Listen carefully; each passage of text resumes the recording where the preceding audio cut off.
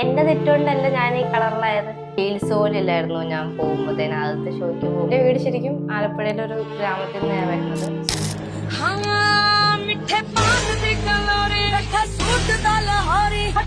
എന്റെ അച്ഛന് തീരെ താല്പര്യമില്ല ഞാൻ ഈ ഫീൽഡിലോട്ട് പോകുന്നതിൽ. എന്റെ ഒരു ഫ്രണ്ട് അമ്മ ഇങ്ങനെ പറഞ്ഞു, ലൈക്ക് അവള് കാണാൻ കറുത്തിട്ടാണ്. പക്ഷെ ഞാനൊരു കാര്യം പറയട്ടെ, സുന്ദരിയാണ് സത്യം. നല്ല എന്നെ കാണാൻ കൊള്ളില്ലാന്ന് പറഞ്ഞവരുടെ മുന്നിലൊക്കെ എന്റെ ഒരു ഫ്ലെക്സ് അവിടെ കാണണം. നമ്മളിങ്ങനെ നന്നാവുന്ന കാണുമ്പോ മേ ബി ലൈക്ക് പലർക്കും അത് അക്സെപ്റ്റ് ചെയ്യാൻ പറ്റുന്നില്ല. സ്ലീവ്ലെസ് ഇട്ടൊരു ഫോട്ടോ ഇട്ടപ്പോ അന്നേ നാട്ടുകാർ പറയുന്നു അവൾ അവിടെ പോയിട്ട് കിട്ടിയ ഒരു ട്രോമയിൽ നിന്നൊക്കെ എനിക്ക് കാണിച്ചു കൊടുക്കണം. ആ ഒരു വാശിയിലാണ് ഞാൻ ഇത്രയും ചെയ്തത്. അല്ലെങ്കിൽ കാസ്റ്റിന്റെ ഇഷ്യൂ പറഞ്ഞിട്ട് ഞാൻ കുറെ കേട്ടിട്ടുണ്ട്. ലൈക്ക് പിന്നെ എനിക്ക് കിട്ടിയ ബുള്ളിങ്സ്, എനിക്ക് കിട്ടിയ ട്രോമാസ് ആയിരുന്നു എന്റെ ഏറ്റവും വലിയ ലൈക്ക് സ്ട്രെങ്ത് എന്ന് പറയുന്നത്. ഇതുവരെ ലൈക്ക് എന്നെ ഇപ്പോ അവരുടെ ഒരു അത് കഴിഞ്ഞിട്ടുള്ള വർക്കിനോ അല്ലെങ്കിൽ അവരുടെ കാര്യങ്ങൾക്കോ എന്നെ ആരും ഇതുവരെ വിളിച്ചിട്ടില്ല.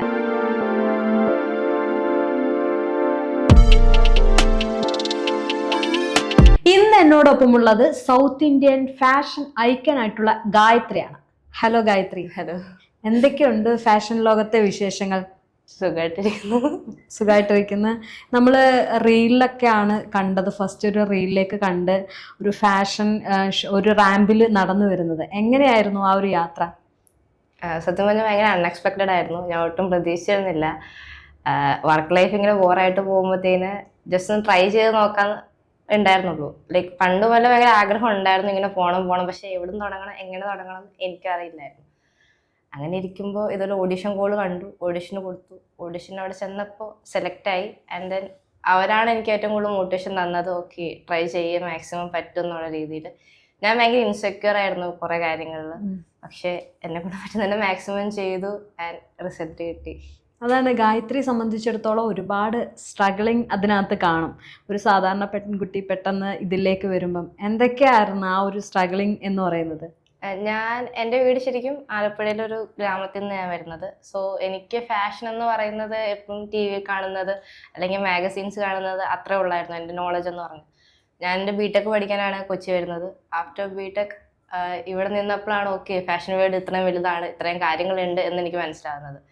സോ ഇവിടെ നിന്ന് കഴിഞ്ഞപ്പോൾ ഓക്കെ എങ്ങനെയെങ്കിലും ചെയ്യണം. ലൈക്ക് എനിക്ക് പണ്ട് സ്റ്റൈലിങ്ങും വെയറിങ്ങും ഭയങ്കര ഇഷ്ടമായിരുന്നു. സോ കോളേജിൽ ഓരോ ഇവൻറ്റ്സിന് ഞാൻ എൻ്റെതായിട്ടുള്ള രീതിയിൽ സ്റ്റൈൽ ചെയ്യുമ്പോൾ ലൈക്ക് ഇങ്ങനെ ആൾക്കാർ പറയും കൊള്ളാം, നല്ലതാ, ട്രൈ ചെയ്തുകൊണ്ടെന്ന് ചോദിക്കുമ്പോൾ ഓക്കെ. എന്നാലും എനിക്ക് എൻ്റെ കളർ വെച്ചിട്ട് എനിക്ക് ഭയങ്കര ഇൻസെക്യൂർ ആയിരുന്നു. സോ എന്നെ കൊണ്ട് പറ്റുമോ, ലൈക്ക് എന്നെയൊക്കെ ഫെയർ ആയിട്ടുള്ളവരെ കാണുമ്പോൾ ഒബ്വിയസ്ലി ലൈക്ക് ഓക്കെ അവർ ഭംഗിയുണ്ട് കൂടുതൽ. സോ എന്നെ കൊണ്ട് പറ്റുമെന്ന് ഭയങ്കര ഡൗട്ടായിരുന്നു. ഭയങ്കര സെൽഫ് ഡൗട്ടിങ് ഉണ്ടായിരുന്നു എനിക്ക്. അങ്ങനെ ഇരുന്നപ്പോൾ എന്താ പറയാ, ലൈക്ക് എനിക്ക് മനസ്സിലായി നമ്മളെ മോട്ടിവേറ്റ് ചെയ്യാൻ നമ്മളെക്കാൾ കൂടുതൽ ആരും വരില്ല എന്ന്. സോ ഞാൻ ട്രൈ ചെയ്തപ്പോ കിട്ടി. ശരിയാണ് ഗായത്രി ഇപ്പൊ പറഞ്ഞതുപോലെ കളറിന്റെ പേരിൽ അല്ലെങ്കിൽ ഹൈറ്റ് വെയിറ്റ് എന്നൊക്കെ പറഞ്ഞിട്ട് ഒരുപാട് പേര് ഈ ഒരു ഫാഷൻ രംഗത്തേക്ക് ഇറങ്ങുമ്പോൾ നോക്കുന്നുണ്ട്. പക്ഷെ അതൊക്കെ അല്ലെങ്കിൽ അതൊന്നും അല്ല എന്ന് തെളിയിച്ചുകൊണ്ടായിരുന്നു ആ ഒരു വീഡിയോ തന്നെ വൈറലായത്. എത്ര 5 മില്യൺ. എന്തായിരുന്നു ആ വീഡിയോ? അത് ശരിക്കും പറഞ്ഞ അത്രയൊന്നും ആകുമെന്ന് പ്രതീക്ഷിച്ചിട്ടല്ല. ജസ്റ്റ് ആ ഓഡിയോ ഇഷ്ടമായപ്പോ ഞാൻ ഒരെണ്ണം ചെയ്തു നോക്കി. ചെയ്തപ്പോ എനിക്ക് ഇഷ്ടമായില്ല. അപ്പൊ എൻ്റെ ഒരു ഫ്രണ്ട് വഴി സന്ദീപ് എന്ന ഫ്രണ്ടിന്റെ വീട്, നാട്ടിലെ ഫ്രണ്ടിനോട് ചോദിച്ചു എനിക്കൊന്ന് ചെയ്തു തരാമെന്ന് ചോദിച്ചു. ചെയ്തു. 3 ദിവസം അതിന്റെ ഗാലറി കിടന്നു. ഞാൻ റീല് പോലും ഇട്ടില്ല. ലൈക്ക് അപ്പോഴൊന്നും അങ്ങനെ വിചാരിക്കുന്നില്ല. 3ാമത്തെ ദിവസമായപ്പോ ആൾ വിളിച്ചോട് ചോദിച്ചു ഇടുന്നില്ലേ ചോദിച്ചു. അപ്പൊ ഇട്ടു. പക്ഷെ ഇട്ട് ഐ ഗസ് ഒരു 2 hour തന്നെ 20K എന്തോ ക്രോസ് ചെയ്തു. അപ്പഴേ മനസ്സിലായി ലൈക്ക് ആൾക്കാർ അക്സെപ്റ്റ് ചെയ്തു. അല്ലെങ്കിൽ ഭയങ്കര പോസിറ്റീവായിട്ട് റെസ്പോൺസ്, കുറെ കമന്റ്സ് ആയാലും ഇൻബോക്സ് കുറെ മെസ്സേജസ്. എനിക്ക് വന്ന ഒരു 90% മെസ്സേജും ഗേൾസിന്റെ ആയിരുന്നു. ലൈക്ക് അവർക്ക് ചെയ്യണം, കണ്ടപ്പോ ഇൻസ്പയർഡ് ആയി തോന്നി. ലൈക്ക് ചേച്ചിയെ കണ്ടപ്പോ ഭയങ്കര ഇൻസ്പിറേഷൻ ആയിരുന്നു. എങ്ങനെയാ തുടങ്ങണ്ടേന്ന് അറിയില്ല, അതുകൊണ്ട് ഭയങ്കര സ്റ്റെക്കായി നിൽക്കുന്നുള്ള രീതിയിലായിരുന്നു എനിക്ക് വന്ന കുറെ മെസ്സേജസ്. അതൊരു ഭയങ്കര രസമായിരുന്നു കണ്ടിരിക്കാൻ. കാരണം എന്ന് പറഞ്ഞു കഴിഞ്ഞാൽ പഴയൊരു ഫോട്ടോയിൽ നിന്ന് പിന്നീട് ഒരു നല്ലൊരു ട്രാൻസ്ഫോർമേഷൻ വന്നിട്ട് പിന്നെ റാമ്പിലൂടെ നടക്കുന്ന ആ ഒരു വീഡിയോ കണ്ടപ്പോൾ തന്നെ ഒരുപാട് എനിക്ക് തന്നെ അത് ഇഷ്ടമായി. ഞാനും ആലോചിച്ചു ഇങ്ങനെയൊക്കെ പറ്റും എന്നുള്ളത്. കാരണം പലർക്കും ഈ ഒരു ഫാഷൻ ലോകത്തേക്ക് വരുമ്പം പല മടികളും കാണും, എന്നെ കൊണ്ട് ഇത് പറ്റുമോ എന്നുള്ളതൊക്കെ. അപ്പം ഗായത്രി ഇതിലേക്ക് വരാൻ ഏറ്റവും കൂടുതൽ ആഗ്രഹിച്ച അല്ലെങ്കിൽ സപ്പോർട്ട് ചെയ്തതും ഒക്കെ ആയിട്ടുള്ള കാര്യങ്ങൾ എന്തൊക്കെയാണ്? ഞാൻ പറഞ്ഞില്ലേ, ഞാൻ ലുലുവിലൊക്കെ പോകുമ്പോൾ ലുലു ഫാഷൻ വീക്കിലൊക്കെ ഇങ്ങനെയുള്ള റാംവാക്സ് കാണാറുണ്ട്. ലൈക് ഷോസിനൊക്കെ പോകുമ്പോൾ ലൈക്ക് നമ്മൾ ഷോ കാണാൻ പോകുമ്പോൾ ലൈക്ക് അവിടെ നിൽക്കുമ്പോൾ നമ്മളിങ്ങനെ മാനിഫെസ്റ്റ് ചെയ്യും എന്തെങ്കിലും ഒരു ദിവസം നമുക്ക് ആ റാമ്പിൽ നടക്കാൻ പറ്റിയിരുന്നെങ്കിൽ എന്ന്. അതായിരുന്നു എൻ്റെ ഏറ്റവും വലിയ മോട്ടിവേഷൻ. പിന്നെ എനിക്ക് കിട്ടിയ ബുള്ളിങ്സ്, എനിക്ക് കിട്ടിയ ട്രോമാസ് ആയിരുന്നു എൻ്റെ ഏറ്റവും വലിയ ലൈക്ക് സ്ട്രെങ്ത് എന്ന് പറയാം. ലൈക്ക് ആ ഒരു പറഞ്ഞവരുടെ എല്ലാം ഫ്രണ്ടിൽ എനിക്ക് കാണിച്ചു കൊടുക്കണം എന്നുണ്ടായിരുന്നു. ഓക്കെ, എന്നെ കൊണ്ട് പറ്റും, അല്ലെങ്കിൽ എൻ്റെ മുഖം കൊള്ളില്ല എന്ന് പറഞ്ഞവരുടെ ഫ്രണ്ടിൽ ലൈക്ക് എൻ്റെ ഒരു പോസ്റ്റർ അല്ലെങ്കിൽ എൻ്റെ ഒരു ഫ്ലെക്സ് കാണിക്കണം എന്ന് എനിക്ക് ഭയങ്കര ആഗ്രഹമായിരുന്നു. അതായിരുന്നു എൻ്റെ ഏറ്റവും വലിയ ലൈക്ക് ഡ്രീം. അതിനു വേണ്ടിയിട്ടാണ് ഞാൻ കുറെ ഫൈറ്റ് ചെയ്തത്. എൻ്റെ ഏറ്റവും വലിയ സപ്പോർട്ട് വീട്ടിൽ നിന്ന് സത്യം പറഞ്ഞാൽ അത്ര വലിയ സപ്പോർട്ടൊന്നും ഇല്ല. എൻ്റെ അച്ഛന് തീരെ താല്പര്യമില്ല ഞാൻ ഈ ഫീൽഡിലോട്ട് പോകുന്നതിൽ. ഇതൊട്ട് സ്റ്റേബിൾ അല്ല എന്നാണ് അച്ഛൻ പറയുന്നത്. അമ്മയും ചേച്ചിയും നല്ല സപ്പോർട്ടാണ്. പിന്നെ എൻ്റെ ഏറ്റവും കൂടുതൽ എൻ്റെ ഫ്രണ്ട്സ്, എൻ്റെ കൂടെ നിൽക്കുന്നവർ, അവരാണ് എൻ്റെ ഏറ്റവും വലിയ സപ്പോർട്ട്. എൻ്റെ ഒരു ഫ്രണ്ട് കാരണം ഞാൻ ലൈക്ക് സൗത്ത് മിസ്സിന്റെ ഫാഷൻ ഐക്കൺ അപ്ലൈ ചെയ്യാനും പോകാനും എല്ലാം എൻ്റെ ഫ്രണ്ട് നിർബന്ധിച്ചിട്ടാണ് ഞാൻ പോയത്. ലൈക്ക് അത്രയും നല്ല പുഷ് വന്നായിരുന്നു, ചെയ്യ്. അപ്പോൾ ഞാൻ അവിടെ ചെന്നിട്ട് എന്നെ കൊണ്ട് പറ്റുമോ പറ്റില്ലേ ഭയങ്കര ഡൗട്ടിങ്ങിലായിരുന്നു. കാരണം അവിടെ ചെന്നപ്പോൾ അവിടെ ഉണ്ടായിരുന്ന എൻ്റെ കോമ്പറ്റീറ്റേഴ്സ് അല്ല എൻ്റെ ഒപ്പം പാർട്ടിസിപ്പേറ്റ് ചെയ്തതിൽ പകുതി പേരും ഭയങ്കര എക്സ്പീരിയൻസ് ഉള്ളവരായിരുന്നു. അപ്പൊ അവരുടെയൊക്കെ കോൺഫിഡൻസ് കാണുമ്പോൾ അല്ലെങ്കിൽ അവരുടെ എക്സ്പീരിയൻസ് ആണെന്ന് ചിന്തിക്കുമ്പോൾ തന്നെ ഞാൻ ഓവർ തിങ്ക് ചെയ്യും. ചിന്തിച്ചപ്പോ തന്നെ ലൈക്ക് എന്റെ പകുതി കോൺഫിഡൻസ് പോയി. പിന്നെ അവിടെ നിന്ന് ലൈക്ക് ഒന്നെനിക്ക് മനസ്സിലായത് നമ്മളെ ഇങ്ങനെ പുഷ് ചെയ്യാൻ വേണ്ടി കുറെ ആൾക്കാർ കാണും, കൈൻഡ് ഓഫ് ചെയ്യേ. പക്ഷെ എൻഡ് ഓഫ് ദി ഡേ വരുമ്പോഴത്തേനും ഭയങ്കര കളർ ഭയങ്കര മാറ്റർ ആയിട്ട് എനിക്ക് അപ്പോഴും ഫീൽ ചെയ്തു. എന്താ പറയാ, ലൈക്ക് അവര് എല്ലാരും ഇങ്ങനെ ചെയ്യണം, കളറിൽ കാര്യമില്ല എന്ന് പക്ഷെ എല്ലാരും പറയുന്നുണ്ട്. പക്ഷെ എല്ലാവർക്കും കളർ ഒരു സത്യമാണ് അത്. പലരും അതിനെ അങ്ങനെ ഇപ്പൊ പുറത്തു വന്ന ഒരുപാട് പേര് പറയും അങ്ങനെയൊന്നും അല്ലാന്ന്. പക്ഷെ ഉള്ളിന്റെ ഉള്ളില് അവരെപ്പോഴെങ്കിലും പറയുമ്പോ അതിനൊരു എന്താ പറയാ താരതമ്യപ്പെടുത്തി തന്നെ പറയാറൊക്കെ ഉണ്ട്. ആഫ്റ്റർ ഞാൻ ടൈറ്റിൽ വിന്നർ ആയി കഴിഞ്ഞപ്പോ പോലും എൻ്റെ അടുത്ത് കുറെ പേര് വന്ന് സംസാരിച്ചു, കളറിലല്ല കാര്യം, കണ്ടില്ലേ കിട്ടി എന്നൊക്കെ പറഞ്ഞെങ്കിലും പക്ഷെ ഇതുവരെ ലൈക്ക് എന്നെ ഇപ്പോ അവരുടെ ഒരു അത് കഴിഞ്ഞിട്ടുള്ള വർക്കിനോ അല്ലെങ്കിൽ അവരുടെ കാര്യങ്ങൾക്കോ എന്നെ ആരും ഇതുവരെ വിളിച്ചിട്ടില്ല. പിന്നെ ഞാൻ നോക്കുമ്പോൾ എൻ്റെ ഒപ്പം സെക്കൻഡ് ഇട്ട് തേർഡ് ഇട്ട് ലൈക്ക് പിള്ളേരെയൊക്കെ നെക്സ്റ്റ് ഡേ തന്നെ ലൈക്ക് പുതിയ അവർക്ക് ഷൂസ് ലൈക്ക് അങ്ങനെയൊക്കെ. നമ്മളെ എപ്പോഴും കൈൻഡ് ഓഫ് ഈ ഒരു കളറിന്റെ പേരിൽ മാറ്റി നിർത്തുന്നതാണ് ലൈക്ക് ഇത്രയൊക്കെ ആയിട്ട് ഞാൻ കണ്ടുവരുന്നത്. അങ്ങനെ കുറെ ആൾക്കാരുണ്ട്. പക്ഷെ അതിൽ നിന്നൊക്കെ വീണ്ടും വരട്ടെ. ഇപ്പൊ പറഞ്ഞതുപോലെ തന്നെ ആരാണ് ഇതിലേക്ക് വരാൻ അല്ലെങ്കിൽ പ്രചോദനമായത്, അല്ലെങ്കിൽ ഒരു റോൾ മോഡൽ എന്ന് പറയുന്നത്? കുഞ്ഞുനാൾ തൊട്ട് കാണുമല്ലോ ഈ ഒരു ഇഷ്ടം കൂടിയിട്ട് ഒരാളുടെ ഇതേപോലെ ആവണം എന്ന് തോന്നിക്കാണുമല്ലോ. ആരായിരിക്കും? സത്യം പറഞ്ഞാൽ ഞാൻ അങ്ങനെ ഭയങ്കരമായിട്ട് ഇൻസ്പയർഡ് ആയിട്ടോ അല്ലെങ്കിൽ എന്താ പറയാ ഇപ്പൊ ഞാനിത് റിസർച്ച് അങ്ങനൊന്നും വന്നതല്ല ഇതിനകത്തോട്ട്. എനിക്ക് അങ്ങനെ ഇൻസ്പിറേഷൻ എന്ന് പറയാൻ സത്യം പറഞ്ഞാൽ ആരുമില്ല. ഞാൻ ഇതിനെപ്പറ്റി എനിക്കൊരു നോളജോ അങ്ങനൊന്നും പറയാനില്ല. ജസ്റ്റ് ഞാൻ പറഞ്ഞു എനിക്ക് കിട്ടിയ ഒരു ട്രോമയിൽ നിന്നൊക്കെ എനിക്ക് കാണിച്ചു കൊടുക്കണം, ആ ഒരു വാശിയിലാണ് ഞാൻ ഇത്രയും ചെയ്തത്. ഇതുപോലെ ഞാൻ ഫസ്റ്റ് ആഗ്രഹിച്ചത് ഇപ്പൊ ലുലുവിനാണെങ്കിൽ ലുലുവിനുള്ളിലേക്ക് എല്ലാരും വരുന്നിടത്ത് ഓക്കെ എന്നെ കാണാൻ കൊള്ളില്ല എന്ന് പറഞ്ഞവരുടെ മുന്നിൽ ഒക്കെ എന്റെ ഒരു ഫ്ലെക്സ് അവിടെ കാണണം, ഒരു അഡ്വർടൈസ്മെന്റ് എന്റെ കാണണം, ആ ഒരു മുഖം അവർ കാണണം. അതായിരുന്നു എന്റെ ഏറ്റവും വലിയ ഇൻസ്പിറേഷൻ എന്ന് പറഞ്ഞാല്. എന്തായിരുന്നു ആ ഒരു ട്രോമ എന്ന് പറയുന്നത്? അത് ബുള്ളിങ് ആയിരുന്നു? വീട്ടിൽ നിന്നുള്ള ബുള്ളിങ് അല്ല ബന്ധുക്കളിൽ നിന്നുള്ളതാണോ? എല്ലായിടത്തും ഉണ്ട്. കാരണം ആദ്യത്തെ എന്തായാലും കളിയാക്കൽ നമ്മുടെ വീട്ടിൽ നിന്നാവും. തമാശക്കായിരിക്കും പറയുന്നത്, പക്ഷെ കുറെ വട്ടം തമാശ കേൾക്കുമ്പോൾ നമ്മുടെ മനസ്സിൽ തന്നെ രജിസ്റ്റർ ആവും, ഓക്കെ നമ്മൾ ഇത്രയൊക്കെ ഉള്ളൂ, ഇത്രേ ആവുള്ളൂ. ലൈക്ക് ഇപ്പോൾ എന്നാ പറയുന്നത് ലൈക്ക് നമ്മുടെ ഒരു കളർ വെച്ച് എന്തായാലും ഈ ഫീൽഡിൽ അധികം നാള് പിടിച്ചിരിക്കാൻ പറ്റില്ല, അല്ലെങ്കിൽ ലൈക്ക് വലിയൊരു ഗ്രോത്ത് ഉണ്ടാവില്ല, സോ നീ ഇവിടെ നിന്നിട്ട് കാര്യമില്ല എന്നാണ് ഇപ്പോഴും പറയുന്നത്. അപ്പൊ അതൊക്കെ കേൾക്കുമ്പോ ലൈക്ക് അവിടെ നിന്നാണ് എന്റെ സെൽഫ് ഡൗട്ടിങ് ഫസ്റ്റ് സ്റ്റാർട്ട് ചെയ്യുന്നത്. പിന്നെ എന്റെ ഒരു 10th വരെ എനിക്ക് അത്ര വലിയ ഫ്രണ്ട്സ് ഒന്നും ഇല്ലായിരുന്നു. ഞാൻ എന്റെ പല ബ്ലേസേഴ്സ് ഒക്കെ ഉണ്ടായിരുന്നു. ആ ഒരു കാരണം കൊണ്ട് എനിക്ക് അത്ര വലിയ ഫ്രണ്ട്സോ കാര്യങ്ങളോ ഒന്നും ഉണ്ടായിരുന്നില്ല. 10th കഴിഞ്ഞപ്പോ തൊട്ടാണ് എനിക്ക് ചെറിയ ചെറിയ ഫ്രണ്ട് സർക്കിൾ തുടങ്ങിയത്. എല്ലാവരും അകറ്റി നിർത്തിയിരുന്നു നല്ല രീതിക്ക്. അപ്പോ ലൈക്ക് എന്റെ പ്ലസ് 1 പ്ലസ് 2 ഞാൻ വീട്ടിൽ നിന്ന് കുറച്ച് മാറി ലൈക്ക് ഒരു 2 ബസ് കയറുന്ന പത്തനംതിട്ട ബോർഡർ ഭാഗത്താണ് ഞാൻ പഠിച്ചത്. അപ്പൊ അവിടെ പോകുമ്പോ എന്റെ അമ്മയുടെ അടുത്ത് ഞാൻ എന്നും വന്ന് കരയായിരുന്നു, ഞാൻ അവിടെ ഒറ്റയ്ക്കേ ഉള്ളൂ, എന്നെ കൊണ്ട് പറ്റത്തില്ല, എനിക്ക് സ്കൂൾ കാരണം ലൈക്ക്. പക്ഷെ ഒരു പ്ലസ് 2 കഴിഞ്ഞ സമയത്താണ് എനിക്ക് പിന്നെ അവിടെ ഫ്രണ്ട്സ് ഉണ്ടായത്. അതുവരെ ഞാൻ എന്നും വന്ന് വീട്ടിൽ കരയായിരുന്നു, എന്നെ കൊണ്ട് പറ്റണില്ല, കാരണം പിള്ളേരൊന്നും മിണ്ടുന്നില്ല, എനിക്ക് ഞാൻ ഒറ്റയ്ക്കായിരുന്നു ഫുഡ് കഴിക്കുന്നത്, എന്നെ കൊണ്ട് തീരെ പറ്റണില്ല, എന്നെ സ്കൂൾ മാറ്റണമെന്ന് ഞാൻ കരയായിരുന്നു. അത് കഴിഞ്ഞ് ബിടെക്കിന് വന്നപ്പോൾ ഞാൻ വിചാരിച്ചു കൊച്ചിയാണ്, എല്ലാവർക്കും ഭയങ്കര ഓപ്പൺ മെന്റാലിറ്റി ആയിരിക്കും, അല്ലെങ്കിൽ ആൾക്കാർക്ക് അങ്ങനെ ചിന്താഗതി ഉണ്ടാകത്തില്ല. പക്ഷെ ഇവിടെ വന്നിട്ട് ഞാൻ ആവശ്യത്തിനധികം കേട്ടിട്ടുണ്ട് ഇങ്ങനെ ലൈക്ക് എൻ്റെ ഒരു ഫ്രണ്ട് അമ്മ ഇങ്ങനെ പറഞ്ഞു ലൈക്ക് അവള് കാണാൻ കറുത്തിട്ടാണ് പക്ഷെ ഞാനൊരു കാര്യം പറയട്ടെ, സുന്ദരിയാണ് കേട്ടാ കാണാൻ. സത്യം നല്ല സുന്ദരിയാണ്. ഇപ്പൊ ഈ പറയുന്നവരല്ല, അവർക്ക് ഇപ്പൊ ഒരു കാര്യം നടന്നു കഴിഞ്ഞാൽ പോസിറ്റീവ് പറയാനും നെഗറ്റീവ് പറയാനും ഒരുപാട് ആൾക്കാരുണ്ട്. അതവർ അക്സെപ്റ്റ് ചെയ്യുകയും ചെയ്യും, പിന്നിൽ നിന്ന് കുത്തി പറയുകയും ചെയ്യും. അങ്ങനെയുള്ള ആളുകളാണ് ഏറ്റവും കൂടുതലുള്ളത്. പക്ഷെ ഞാൻ പറയട്ടെ, നല്ല സുന്ദരിയാണ്. ഇതിൽ പറ മോട്ടിവേഷൻ വേണ്ടല്ലോ. ഓക്കെ, ബാക്കി പറഞ്ഞു. അങ്ങനെയൊക്കെ ലൈക്ക് ഇപ്പൊ ബിടെക്കിന് വന്നിട്ടോ അല്ലെ ഇത്രയും നമ്മൾ എഡ്യൂക്കേഷനൊക്കെ ആൾക്കാർക്ക് ഉണ്ടായിട്ടോ ആൾക്കാരിങ്ങനെ പറയുന്ന കേൾക്കുമ്പോ പിന്നെയും നല്ല വിഷമാവുന്നുണ്ട്. ഇപ്പോഴും ഇങ്ങനെയൊക്കെ ചിന്തിക്കുന്ന ആൾക്കാരുണ്ടല്ലോ എന്ന് അറിയുമ്പോഴത്തേന് ഇപ്പൊ ഞാൻ ആ റീൽ ഇട്ടപ്പോഴും പോസിറ്റീവായിട്ട് പറയുന്നവരുണ്ട്, നല്ല നെഗറ്റീവായിട്ട് കമന്റ് ഇടുന്നവരുണ്ട്. അപ്പൊ ഒരു കാര്യം ചിന്തിച്ചാൽ മതി, അതായത് എന്താ പറയാ, ഗായത്രിയുടെ അത്രയും ലെവലിലേക്ക് അവർ എത്തിയിട്ടില്ല എന്ന് വെച്ച് കഴിഞ്ഞാൽ അവരിപ്പോഴും ആ ഒരു താഴെ അങ്ങനെ തന്നെ കിടക്കാണ്, വേറെ ഏതോ ഒരു ലോകത്ത് കിടക്കാണ്. ഇപ്പോഴും ഒന്നും മനസ്സിലാക്കുന്നില്ല, അല്ലെങ്കിൽ ആൾക്കാരുടെ മനസ്സ് മനസ്സിലാക്കുന്നില്ല. എന്താണ് അവര് സൗന്ദര്യം എന്ന് പറയുന്നത്? അവരൊരു സങ്കല്പമായിട്ട് ഒരു ശില്പം പോലെ അവര് മനസ്സിൽ ഇങ്ങനെ ക്രിയേറ്റ് ചെയ്ത് വെച്ചിരിക്കുക. ഇപ്പോഴും ആ മൈൻഡിൽ ജീവിക്കുന്ന ആളുകളാണ്. അപ്പൊ അവരുടെ പറഞ്ഞിട്ട് കാര്യമില്ല, പക്ഷെ കാണിച്ചു കൊടുത്തില്ലേ. എനിക്ക് എത്ര ഉള്ളു, ഞാൻ ആരുടെ അടുത്ത് നിന്നും തിരിച്ചു പറയാൻ പോവാറില്ല. ലൈക്ക് എനിക്ക് എന്റെ ലൈഫ് വെച്ച് അവർക്ക് കാണിച്ചു കൊടുക്കണം ഞാൻ എന്താ അച്ചീവ് ചെയ്തെന്ന്, അത്രേ ഉള്ളൂ. വീട്ടിൽ നിന്ന് സപ്പോർട്ടാണെന്ന് പറഞ്ഞില്ലായിരുന്നോ? സ്റ്റാർട്ടിങ് എങ്ങനെ ഇത് വീട്ടിൽ അവതരിപ്പിച്ചേ? ഞാൻ പറഞ്ഞില്ല മിടുക്കി. അപ്പൊ എങ്ങനെ പിന്നെ അറിഞ്ഞത്? ഞാൻ ആദ്യം പോകുമ്പോ എനിക്ക് അറിയായിരുന്നു സമ്മതിക്കില്ല എന്നറിയായിരുന്നു. ചേച്ചിയോട് പറഞ്ഞു ഞാൻ ഇങ്ങനെ പോകുന്നുണ്ട്. ചേച്ചി നല്ല സപ്പോർട്ടാ, നിന്ന് നല്ല സപ്പോർട്ടാ. ചേച്ചി പറഞ്ഞൊക്കെ പോയിട്ട് എല്ലാം കഴിഞ്ഞ് കഴിഞ്ഞപ്പോ അച്ഛനടുത്ത് അമ്മയോട് പറഞ്ഞു റിയാക്ഷൻ എന്താ പറയാ ഞാൻ ചോദിച്ചു. ഇതെല്ലാം സമ്മതിക്കില്ല എന്നറിയാം, പക്ഷെ ടൈറ്റിൽ അടിച്ചപ്പോ എന്റെ അച്ഛൻ അത് തമാശക്കാണ്, എന്നാലും എന്നോട് അത് ചോദിച്ചത് വേറെ ആരും ഇല്ലായിരുന്നോ? അപ്പൊ തന്നെ തളർന്നു.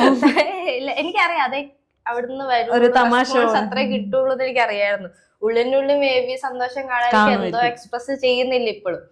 അപ്പൊ അങ്ങനെ പറഞ്ഞു, അച്ഛനോടും അമ്മയോടും പറഞ്ഞു. ഇപ്പോഴും അമ്മയും ചേച്ചി നല്ല സപ്പോർട്ടാ, പക്ഷെ അവർക്ക് അച്ഛന് അത്ര ഐഡിയ ഇല്ലല്ലോ. പക്ഷെ നാളെ കുറച്ചുകൂടി ഫെയിമായി ഒരിടത്ത് നിൽക്കുമ്പം അച്ഛൻ പറയും മനസ്സിലാവും. അതെ, മനസ്സിലാവും. പിന്നെ ഈ സ്കൂളിലൊക്കെ കുറെ ട്രോമയൊക്കെ വന്നെന്ന് പറഞ്ഞില്ലേ, ഇപ്പം ഈ ഒരു ഫാഷൻ ഷോയിൽ പങ്കെടുക്കുന്ന സമയത്ത് അങ്ങനെ എന്തെങ്കിലും അല്ലെങ്കിൽ ബാഡ് ആയിട്ട് എന്തെങ്കിലും തോന്നിയിട്ടുണ്ടായിരുന്നു? എനിക്ക് ആകെ ഫീൽ ചെയ്തത് ഞാൻ പറഞ്ഞില്ലേ, ലൈക്ക് എൻ്റെ അടുത്ത് അപ്പോ പാർട്ടിസിപ്പേറ്റ് ചെയ്യാൻ നേരം കുറെ പേര് വന്ന് സംസാരിച്ചു. ലൈക്ക് ടൈറ്റിൽ അടിച്ചു കഴിഞ്ഞപ്പോ എൻ്റെ അടുത്ത് വന്ന് പറഞ്ഞു കളറിലല്ല കാര്യം, ലൈക്ക് നിന്റെ കഴിവില്ല എന്നൊക്കെ കുറെ പേര് വന്ന് സംസാരിച്ചു. ലൈക്ക് ആ സെയിം പീപ്പിൾ തന്നെ ലൈക്ക് ഈ ഫാഷൻ ഷോ കഴിഞ്ഞിട്ട് ഞാൻ എൻ്റെ കൂടെ ഉണ്ടായിരുന്ന ബാക്കിയുള്ള പാർട്ടിസിപ്പൻസിനെ വെച്ച് ഷൂട്ട് എടുത്തുന്നു. ലൈക്ക് മേ ബി അവർക്ക് അങ്ങനത്തെ ആൾക്കാരായിരിക്കും വേണ്ടത്, എനിക്ക് അറിഞ്ഞൂടാ. പക്ഷെ ലൈക്ക് എന്തുകൊണ്ടോ കാണുമ്പോൾ ഭയങ്കര കാര്യമാണ്, പക്ഷെ നമ്മളെ ഇപ്പോഴും ഒരു ഡിസ്റ്റൻസ് ഇട്ട് നിർത്തുന്ന പോലെ ഭയങ്കരമായിട്ട് ഫീൽ ചെയ്തു. അപ്പോഴും എനിക്ക് തോന്നിയത് ഓക്കെ ഇതിലൊന്നും ഒരു കാര്യം ഇല്ലേന്ന് എനിക്ക് ആ ടൈമിൽ തോന്നിപ്പോയി. അതിന്റെ ടൈറ്റിലൊന്നും കാര്യമില്ല, സ്റ്റിൽ കളറിലാണ് കാര്യം എന്ന്. പിന്നെ ഓക്കെ കുഴപ്പമില്ല, മേ ബി അവർക്ക് അങ്ങനെ ആയിരിക്കും വേണ്ടത്, ലൈക്ക് അങ്ങനെ വേണ്ടവരുണ്ടാവും. പക്ഷെ അങ്ങനെ അല്ലാത്ത ഒരുപാട് പേരുണ്ട്, മോഡൽസ് ഫേമസ് ആയിട്ടുള്ള കുറെ പേരുണ്ട്, കണ്ടിട്ടില്ലേ? ഇപ്പൊ തന്നെ നമ്മുടെ കേരളത്തിൽ നോക്കുവാണെങ്കിൽ കോപ്പിക്കോ ആ കുട്ടിയുടെയൊക്കെ വീഡിയോ കണ്ടിട്ടില്ല? എന്ത് രസമാണ്, ഒരുപാട് പേര് സപ്പോർട്ട് ചെയ്യുന്നുണ്ട്. അങ്ങനെയൊക്കെ ഇനി മേ ബി ഗായത്രി അതിനും അപ്പുറത്തേക്ക് ആയി വരട്ടെ. അപ്പൊ ഇതൊക്കെ ആയിരുന്നു ഗായത്രിയുടെ ഒരു ജേണി എന്ന് പറഞ്ഞത്. ഇപ്പം നിലവിൽ എന്താണ് ചെയ്യുന്നത്? നിലവിൽ കറന്റ്ലി ഞാനിപ്പോ അത് കഴിഞ്ഞിട്ട് കുറച്ച് ഡിസൈനർ ഷോസ് ഒക്കെ അറ്റൻഡ് ചെയ്തായിരുന്നു. പിന്നെ ഇപ്പോ ലൈക്ക് അങ്ങോട്ട് പൈസ കൊടുത്ത് മാത്രം ചെയ്യുന്ന ഇവന്റ്സ് ആയിരുന്നു ചെയ്തോണ്ടിരുന്നത്. സോ ഇനി എങ്ങനെ ചെയ്യാൻ താല്പര്യം എന്ന് വെച്ചാൽ ഇപ്പൊ കുറച്ച് നല്ല മോഡലിംഗ് കമ്പനീസിനും അങ്ങോട്ട് പൈസ കൊടുത്തിട്ട് ചെയ്യാം. അത് ഇത് വരുന്നതിന് മുമ്പല്ലേ? അല്ല, ഇത് കഴിഞ്ഞിട്ട്. അയ്യോ, അത്രയും ഡെഡിക്കേഷൻ ഉണ്ടായിരുന്നു. നമ്മുടെ കൊച്ചിയില് കുറെ മോഡലിംഗ് ഏജൻസീസും കുറെ കമ്പനീസും ഉണ്ട്. അപ്പൊ അവരുടെ ഒരു 95% ഓഫ് ഷോസ് അവര് ചെയ്യുന്നത് ഇങ്ങനെ നമ്മുടെ രജിസ്ട്രേഷൻ ഫീസ് വാങ്ങിയിട്ടാണ് ചെയ്യുന്നത്. രജിസ്ട്രേഷൻ ഫീസും കോസ്റ്റ്യൂം ഉണ്ടെങ്കിൽ ചിലപ്പോൾ കോസ്റ്റ്യൂമിന് നമ്മൾ പൈസ കൊടുക്കേണ്ടി വരും. അവർക്ക് പെർമനന്റ് ആയിട്ട് കുറച്ച് മോഡൽസ് കാണും, ബാക്കിയുള്ളവരെല്ലാം ഇങ്ങനെ പൈസ. അതിൽ നിന്ന് എന്തെങ്കിലും ബെനിഫിറ്റ്സ് ഉണ്ടായിട്ടുണ്ടോ? ഇല്ല, ഇനി പോവും അങ്ങനെ? ഇല്ല, നിർത്തി. എനിക്ക് ആകെ ഒരു ഷോയിലാണ് ഒരു ഫോട്ടോഗ്രാഫർ വന്നിട്ട് എന്റെ സ്കിൻ ടോൺ ഇഷ്ടപ്പെട്ടിട്ട് ഒരു ഷൂട്ട് ചെയ്യാന്ന് പറഞ്ഞത്. അങ്ങനെ അല്ലാതെ ലൈക്ക് നമ്മൾ പേഴ്സണലി അങ്ങനെ പോയിട്ട് നമുക്ക് ഒരു ഗ്രോത്തും ഉണ്ടാവാറില്ല. ഇപ്പൊ എനിക്ക് മെസ്സേജ് അയക്കുന്നതോടെല്ലാം ഞാൻ അങ്ങനെ പറയുന്നുണ്ട്. മേ ബി അവരിങ്ങനെ പറയും പൈസ കുറച്ച് ലൈക്ക് ഫീ മാത്രം മതി, അറ്റൻഡ് ചെയ്യാം, ലൈക്ക് സർട്ടിഫിക്കറ്റ് ചെയ്ത് അത് ഇതെന്നൊക്കെ പറയാം. പക്ഷെ അവൻ പേഴ്സണലി ഒരു ഗ്രോത്ത് ഉണ്ടാകത്തില്ല. ജസ്റ്റ് പോവുക, ഇപ്പൊ ഡിസൈനർ ഷോ ആണെങ്കിൽ അവരുടെ ഡിസൈൻ ഷോക്കേസ് ചെയ്യുക, തിരിച്ചു വരിക. അപ്പോൾ ആ കമ്പനിക്കേ പേര് കിട്ടത്തുള്ളൂ, ലൈക്ക് അവർ ഷോസ് നടത്തുമ്പോൾ, അല്ലാണ്ട് നമുക്കൊരു ഗുണം ഉണ്ടാവാറില്ല. ഇപ്പൊ ഗായത്രി ഇവിടം വരെ എത്തിയിരിക്കുക.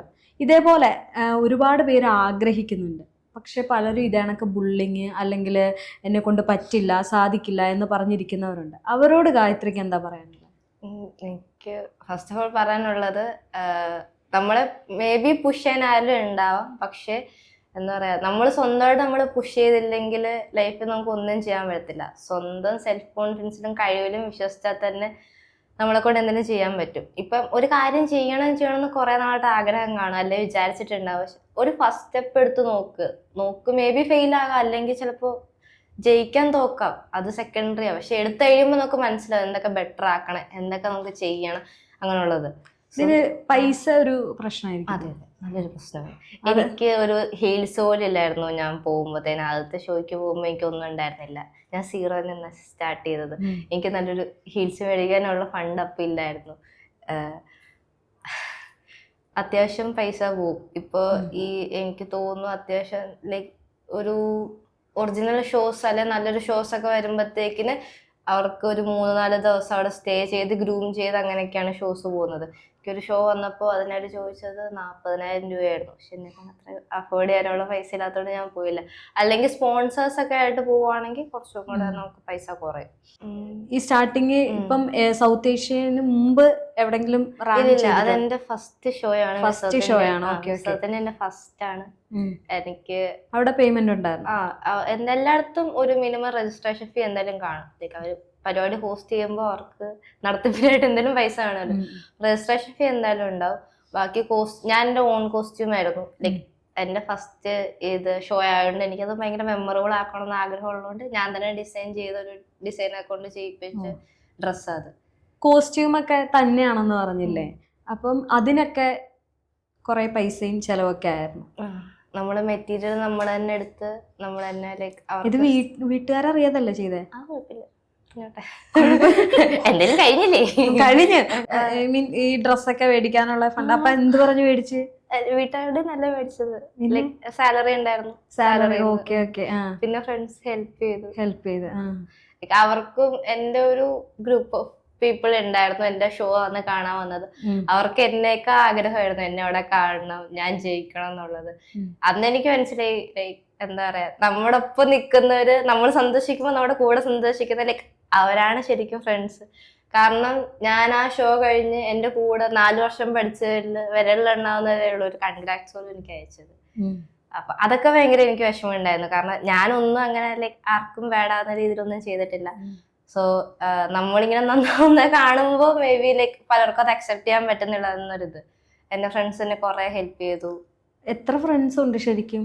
കുറച്ച് പേരേ ഉള്ളൂ. ബാക്കി ആരുമായിട്ടും കോണ്ടാക്ട് ഇല്ല? ഇല്ല, കോളേജിൽ പഠിച്ചതിന് എനിക്കൊന്നും ഒരു 2-3-4 പേരായിട്ടേ ഉള്ളൂ. അയ്യോ, കോളേജിൽ എത്ര പേരുണ്ടായിരുന്നു? 70 2 ഫ്രണ്ട്സ്.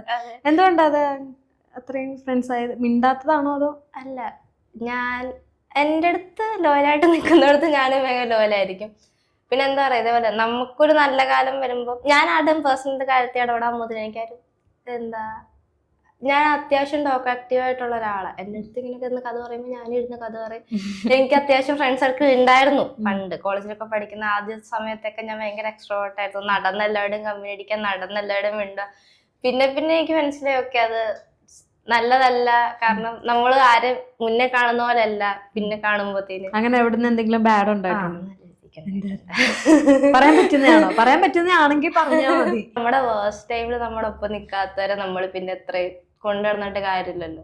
എൻ്റെ ഒരു വേഴ്സ്റ്റ് ടൈമിൽ ഞാൻ അത്ര എൻ്റെ ഒപ്പം നിൽക്കുമെന്ന് വിചാരിച്ചവര് പോലും കുറെ പേര് നിന്നിട്ടില്ല. പക്ഷെ എൻ്റെ ഒപ്പം നിന്നവരൊക്കെ ഇപ്പോഴും നിൽക്കുന്നുണ്ട്. ഇപ്പോഴും ഞാൻ കോണ്ടാക്ട് ഉണ്ട്. ഞാൻ ഭയങ്കര എന്താ പറയുക, ഡെയിലി മെസ്സേജ്, ഡെയിലി കോള് അങ്ങനെ ഉള്ളൊരു പേഴ്സൺ അല്ല.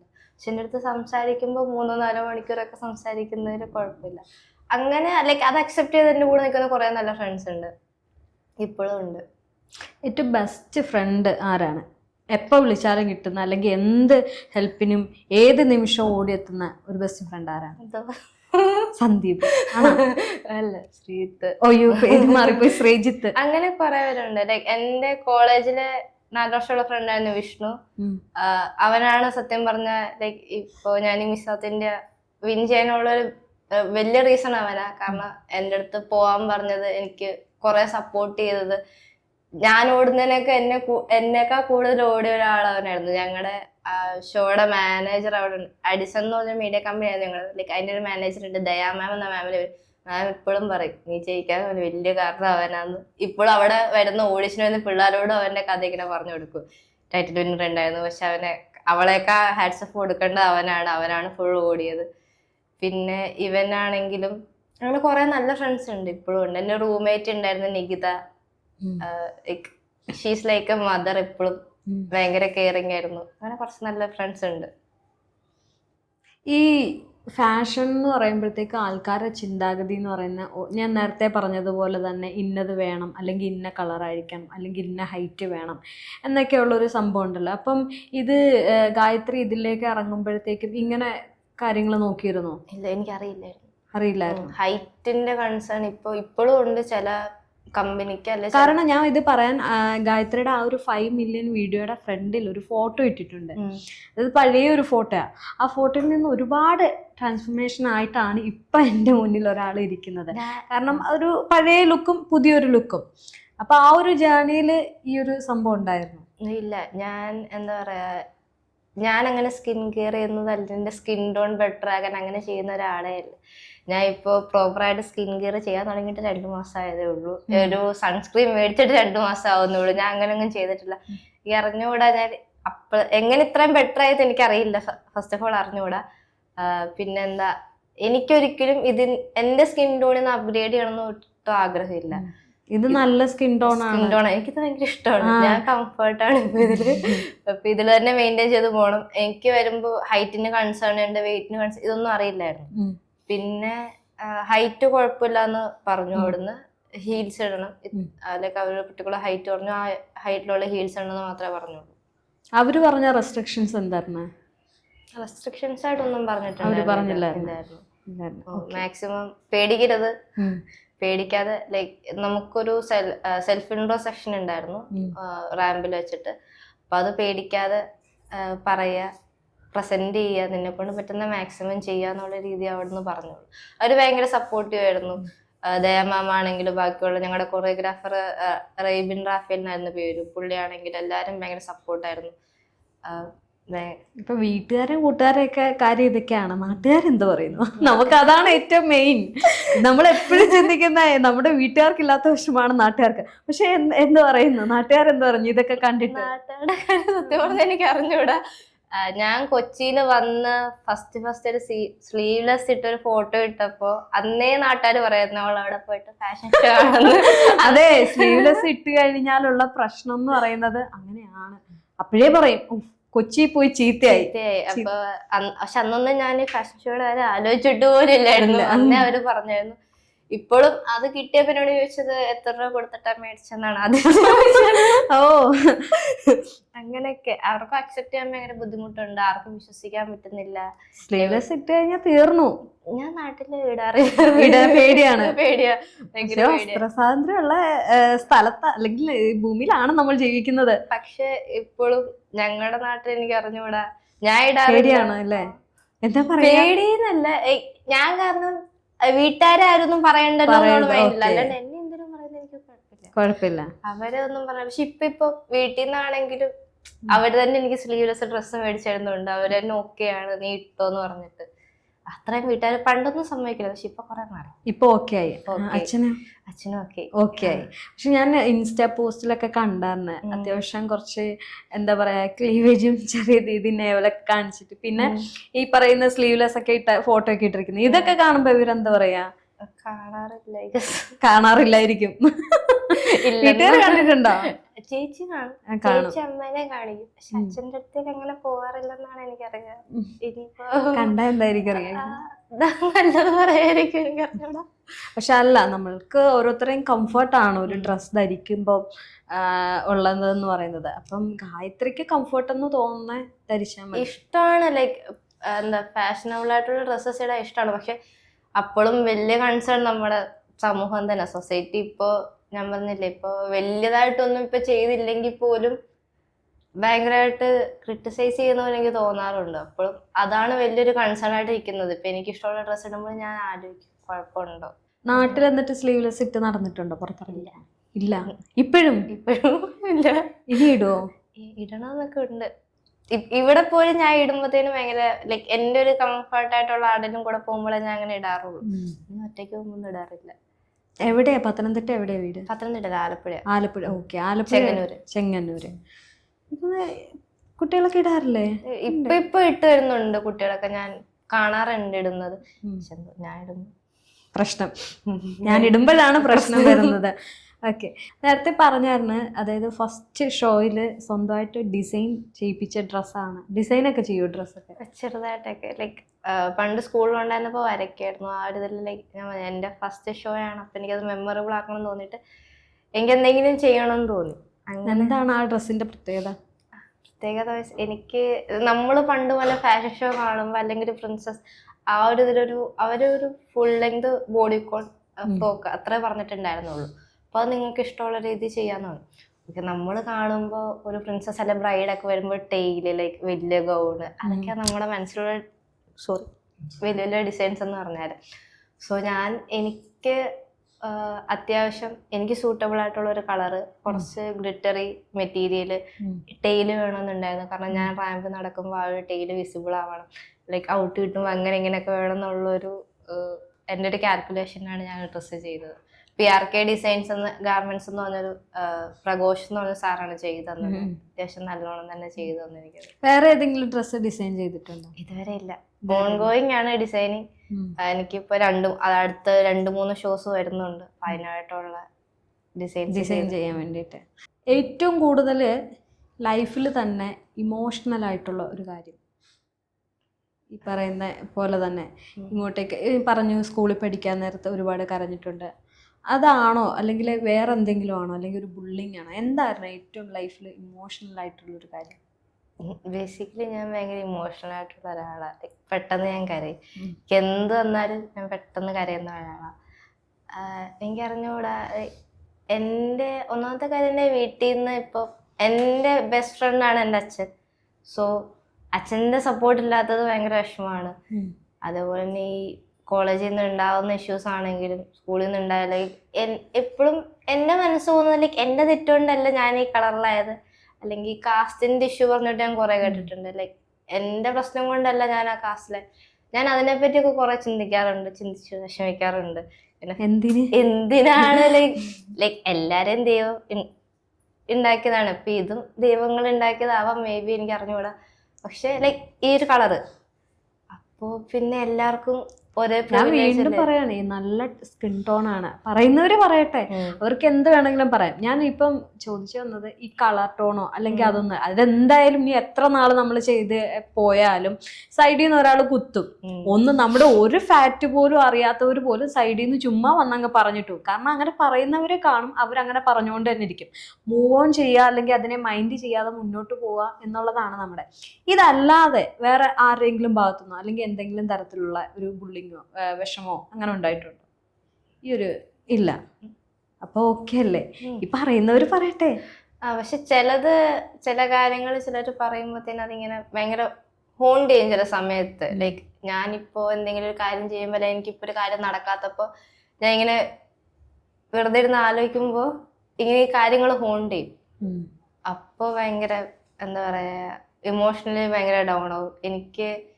ഞാൻ ഇമോഷണലി പെട്ടെന്ന് ഡൗൺ ആവും. ലൈക്ക് ഫിസിക്കലി എനിക്ക് എന്തെങ്കിലും വന്നാലും ഇമോഷണലി ആയിരിക്കും ഞാൻ ആദ്യം ഡൗൺ ആവുന്നത്. എന്നിട്ട് ഇപ്പൊ അസുഖമാണെങ്കിൽ അതിനെപ്പറ്റി ചിന്തിക്കത്തുള്ളൂ. അങ്ങനെ വെറുതെ ഇരുന്ന് ചിന്തിക്കുക, ഒരു പണിയില്ല. ഓവർ തിങ്കിങ് അങ്ങേറ്റ. പക്ഷെ എന്നാലും ഭയങ്കര വീക്കാണ് ഞാൻ ഇമോഷണലി. അത് അറിയാവുന്ന കുറെ ആൾക്കാരുണ്ട്. ഞാൻ ഇമോഷണലി എന്നെ പറഞ്ഞു കഴിഞ്ഞാൽ എനിക്ക് കൊള്ളു, അല്ല ഞാൻ ഡൗൺ ആവുമെന്ന് അറിയാവുന്ന കുറെ പേരുണ്ട്. എന്നിട്ട് എന്ത് ചെയ്യും? അവരെങ്ങനെ ചെയ്യും? ഇമോഷണലി ഡൗൺ ആക്കും. തിരിച്ചാക്കും. ഇല്ല, എന്നെ ആക്കും. കരയും. അത്രേ ഉള്ളു. മറ്റേ ഫുഡ് കഴിക്കാതിരിക്കുക അങ്ങനൊന്നും ഇല്ലല്ലോ? ചെറുതായിട്ടുണ്ട്. ഓക്കെ. വേറെന്തൊക്കെയാ ഇതാണൊക്കെയുള്ള ഹോബീസ് ആണോ? ഹോബീസ് എന്ന് പറയാം. ഇത് ഹോബിയാണോ? കരയുന്നതാണ് മെയിൻ ഹോബി. കരയുന്നതൊക്കെ ഒരു ഹോബി ആക്കിയിരിക്കുന്നു. എന്നെ എന്താ പറയാ, ഒന്ന് വീട്ടിൽ നിന്ന് അങ്ങനെ വഴക്ക് പറഞ്ഞ് തല്ലി വളർത്തിയിടാൻ എന്റെ വീട്ടുകാർ ഭയങ്കര ഫ്രണ്ട്ലിയാണ്. അച്ഛനാണ് അമ്മയാണെങ്കിലും ഭയങ്കര ഫ്രണ്ട്ലിയാണ്. അപ്പൊ അവര് പെട്ടെന്ന് ഒന്ന് സൗണ്ട് കൂട്ടി എടീന്ന് വിളിച്ചപ്പോഴും ചിലപ്പോ ഞാൻ കരയും. കാരണം അവരങ്ങനെ വഴക്ക് പറയാത്തോണ്ട് അല്ലെങ്കിൽ ഒന്നും അടിക്കാത്തോണ്ടൊക്കെ ഭയങ്കരമായിട്ട് പെട്ടെന്ന് ആ ഒരു ഇതിൽ വന്നോണ്ടാവും എനിക്കിഷ്ടമുള്ളവര് പെട്ടെന്ന് എന്തെങ്കിലും ചെയ്തു കഴിഞ്ഞാൽ ഞാൻ ഭയങ്കരമായിട്ട് ഡൗൺ ആയിപ്പോവും. പക്ഷേ ഇപ്പം ആരെന്ത് പറഞ്ഞാലും ഓക്കെ ഇല്ല ഇപ്പൊ ബെറ്റർ ആവുന്നുണ്ട്. എനിക്ക് ഭയങ്കര പീപ്പിൾ പ്ലീസിങ് ഉള്ള ഒരാളായിരുന്നു. എനിക്ക് നോ പറയാൻ അറിയില്ലായിരുന്നു. അങ്ങനെ കുറെ പ്രശ്നങ്ങൾ എനിക്കുണ്ടായിരുന്നു. അതുകൊണ്ടൊക്കെ ഞാൻ കുറെ സഫർ ചെയ്തിട്ടുണ്ട് എന്റെ ലൈഫിൽ. കുറെ ഇഷ്യൂസ് ഉണ്ട്. പക്ഷെ ഇപ്പൊ ഞാൻ ഓക്കെയാണ്. ഞാൻ എന്റെ അടുത്ത് നോ പറയുന്നുണ്ട്. പീപ്പിൾ പ്ലീസ് ചെയ്യാൻ നിക്കാറില്ല. എന്റെ കാര്യം ഞാൻ നോക്കുന്നുണ്ട്. മൈൻഡ് ആക്കാറില്ല ചില കാര്യങ്ങൾ. അങ്ങനെ തന്നെ പോണം. അങ്ങനെ പോയാലേ ഇനിയും എത്തത്തോളൂ. എന്തായാലും ഇവിടെ വരെ ഒരു സ്വന്തം മോട്ടിവേഷൻ വെച്ചിട്ട് ഇവിടം വരെ എത്തിയെന്ന് പറയുന്നത് ചില്ലറ കാര്യമല്ല. ഗായത്രി എടുത്തിരിക്കുന്ന എഫേർട്ട് ഒരു വലിയ കാര്യം തന്നെയാണ്. കാരണം പലരും ഇന്ന് കളറിൻ്റെ അല്ലെങ്കിൽ വേറെ ഹൈറ്റ് വെയിറ്റ് നേരത്തെ പറഞ്ഞതുപോലെ തന്നെ ഒരുപാട് കാര്യങ്ങളുടെ പേരിൽ ഇപ്പോഴും മുന്നിട്ട് ഇറങ്ങാത്ത ഒരുപാട് പേരുണ്ട്. പലരും എന്താ പറയുക, കല്യാണം കഴിഞ്ഞാലും വീട്ടിൽ ഒതുങ്ങിക്കൂടുന്നവരുണ്ട്, അല്ലെങ്കിൽ ചിലവർ പഠിത്തം നിർത്തി വീട്ടിൽ ഒതുങ്ങിക്കൂടുന്നവരുണ്ട്, അല്ലെങ്കിൽ ആഗ്രഹമുണ്ട് പലർക്കും, പക്ഷെ അത് എങ്ങനെ പോവും അല്ലെങ്കിൽ എങ്ങനെ ചെയ്യണം, പലരെ ആശ്രയിച്ചാണ് പലരും ഇതിലേക്ക് ഡൗൺ ആയി പോകുന്നത്. പക്ഷെ സ്വന്തമായിട്ടൊരു എഫേർട്ട് എടുത്ത്, ഇപ്പൊ ഗായത്രി പറഞ്ഞതുപോലെ തന്നെ, ഗായത്രി പോലെ തന്നെ സ്വന്തമായിട്ടൊരു എഫേർട്ട് എടുത്ത് വന്നാൽ അച്ചീവ് ചെയ്യാൻ പറ്റുന്ന കാര്യങ്ങളേ ഉള്ളൂ അല്ലേ? നമ്മുടെ വെറും തോട്ട്സ് ആണ്. ഇപ്പൊ കളർ ഉണ്ടെങ്കിലേ പറ്റുള്ളൂ, ഫെയർ ആയാലേ പറ്റൂ, അത് വെറും തോന്നലാണ്. ലൈക്ക് കോൺഫിഡന്റോട് ഇപ്പൊ ലൈക്ക് നമുക്കൊരു പാഷൻ അല്ലെങ്കിൽ ഒരു ഡ്രീം ഉണ്ടെങ്കിൽ അത് എന്താണെങ്കിലും കോൺഫിഡന്റോടെ ചെയ്യാൻ പറ്റുമെങ്കിൽ നമുക്ക് എന്തെങ്കിലുമൊക്കെ ലൈഫിൽ ചെയ്യാൻ പറ്റും. പിന്നെ ഒരു കാര്യം ചെയ്ത് നോക്കുമ്പോൾ അറിയാം ലൈക്ക് എന്തൊക്കെ ഞാൻ പറഞ്ഞത് നേരത്തെ പറഞ്ഞാൽ ബെറ്റർ ആക്കാൻ പറ്റും. ബെറ്റർ ആക്കാൻ പിന്നെയും ട്രൈ ചെയ്യുക, കിട്ടുന്നിടം വരെ ട്രൈ ചെയ്യുക. എന്നാലും ഒരു ദിവസം എന്തിനും കിട്ടിയിരിക്കും. എല്ലാവരുടെയും ഒരു മോട്ടിവേഷനാണ് ഗായത്രി. കാരണം ആ ഒരു 5 മില്യന്റെ വീഡിയോ കണ്ടപ്പോൾ തന്നെ ഞാനും ആലോചിച്ചു, അയ്യോ ഇങ്ങനെ മാറാൻ പറ്റുമോ അല്ലെങ്കിൽ ഇങ്ങനെ ആവാൻ പറ്റുമോ? കാരണം നമ്മൾ ഞെട്ടിപ്പോവും. പലരും കണ്ടും കേട്ടും പറഞ്ഞും ഒക്കെ നമുക്ക് മൈൻഡ് സെറ്റിൽ ഇങ്ങനെ ഉള്ളൂ അല്ലെങ്കിൽ ഇങ്ങനെയൊക്കെ ആണെന്ന്. എനിക്ക് ഇതിൻ്റെ ഇപ്പോൾ ഫാഷൻ ഒരു ഷോയുടെയോ അല്ലെങ്കിൽ മറ്റു കാര്യങ്ങളോ എനിക്കറിയില്ല ടോട്ടലായിട്ട് അതിൻ്റെ ഒരു ക്രൈറ്റീരിയാസ് എന്താണെന്ന്. നമ്മളുടെ മൈൻഡിൽ ഇങ്ങനെയുള്ള ആൾക്കാരെ എടുക്കും അല്ലെങ്കിൽ ഇങ്ങനെയുള്ള ആൾക്കാരെ ചെല്ലാൻ പറ്റൂ എന്നൊക്കെയുള്ള ഒരു മൈൻഡാണ് കിടക്കുന്നത്. പക്ഷെ അവിടെ നിന്നൊക്കെ ഇങ്ങനെ പണ്ട് ഇപ്പം ഞാൻ പറയാം, സൈനോര ഗായിക, സൈനോരയ്ക്ക് ഇഷ്ടം പോലെ ബുള്ളിങ് ഉണ്ടായിട്ടുണ്ട്. നല്ലൊരു ഗായികയാണ് അവർക്ക് ഇപ്പോഴും ബുള്ളിങ് ഉണ്ട്. അതായത് മനുഷ്യൻ ചിലവർ മാറില്ല, ചിലവർ മാത്രമേ അതിനെ അക്സെപ്റ്റ് ചെയ്യൂ. അതുപോലെയാണ് ഗായത്രീനെ കണ്ടപ്പോൾ ഞാൻ ഒരുപാട് ഞെട്ടി. കാരണം എൻ്റെ മൈൻഡിലിരുന്ന കുറേ കാര്യങ്ങൾ അപ്പം തന്നെ പോയി എന്ന് വേണം പറയാൻ. അപ്പം അങ്ങനെയും ഇനി മൂവ് ഓൺ ചെയ്ത് പോട്ടെ. എന്തായാലും ഇന്ന് എന്നോടൊപ്പം ഉള്ളത് ഗായത്രി ആയിരുന്നു. ഗായത്രിയുടെ വിശേഷങ്ങളാണ്. എന്താണ് അവസാനമായിട്ട് ഒന്നുകൂടി ഒരു വലിയൊരു മോട്ടിവേഷൻ ആൾക്ക് കൊടുക്കാനുള്ളത്, അല്ലെങ്കിൽ ഇത് കാണുന്നവർക്ക് കൊടുക്കാനുള്ളത്? എനിക്കതാ പറയുന്നത്, പറയുന്നവര് പറഞ്ഞുകൊണ്ടേ ഇരിക്കും. നിങ്ങൾക്ക് ട്രൈ ചെയ്യാൻ പറ്റുന്നതിന്റെ മാക്സിമം ട്രൈ ചെയ്യുക. സ്വന്തം സെൽഫ് കോൺഫിഡൻസ് നല്ലോണം വിശ്വസിക്കുക. സെൽഫ് ഡൗട്ട് വെച്ച ലൈഫിൽ ഒന്നും ചെയ്യാൻ പറ്റത്തില്ല. മാക്സിമം ട്രൈ ചെയ്യുക. നിങ്ങളുടെ ഹാർഡ് വർക്ക് ഒരു ദിവസം എന്തായാലും പെയ്ഡ് ഓഫ് ചെയ്യും. വീട്ടുകാരോട് എന്തെങ്കിലും, നാട്ടുകാരോടോ? എല്ലാവരോടും പറയാനുള്ള ഇപ്പൊ എനിക്ക് അവർക്ക് ഇഷ്ടമുള്ള പോലെ ജീവിച്ചിട്ട് എന്റെ ലൈഫിൽ എനിക്കൊന്നും കിട്ടാൻ പോകുന്നില്ല. മേ ബി ഇപ്പൊ എന്റെ അച്ഛൻ പറയുന്ന പോലെ ഒരു ഗവൺമെന്റ് ജോലി മേടിച്ചിരുന്നാൽ കുറച്ച് വർഷം കഴിയുമ്പോൾ ഞാൻ അതിന് റിഗ്രറ്റ് ചെയ്യത്തുള്ളൂ. എനിക്ക് ഇഷ്ടമില്ലാത്ത ലൈഫ് ഞാൻ ജീവിക്കുന്നില്ല. സോ എനിക്കിഷ്ടമുള്ള ലൈഫിൽ എന്തായാലും എനിക്ക് എന്തെങ്കിലും ചെയ്യാൻ പറ്റും, ഇനി അച്ചീവ് ചെയ്യാൻ പറ്റുമെന്ന് എനിക്ക് കോൺഫിഡൻറ്റ് ഉണ്ട്. എന്തായാലും ഒരു ബിടെക്കുകാർ കൂടിയല്ലേ. എന്തായാലും ഇനിയും അച്ചീവ് ചെയ്യാൻ പറ്റട്ടെ. ഇനിയും നല്ല നല്ല ഷോകളിൽ പങ്കെടുക്കട്ടെ. നമുക്ക് ഇനിയും മീറ്റ് ചെയ്യാം. Thank you.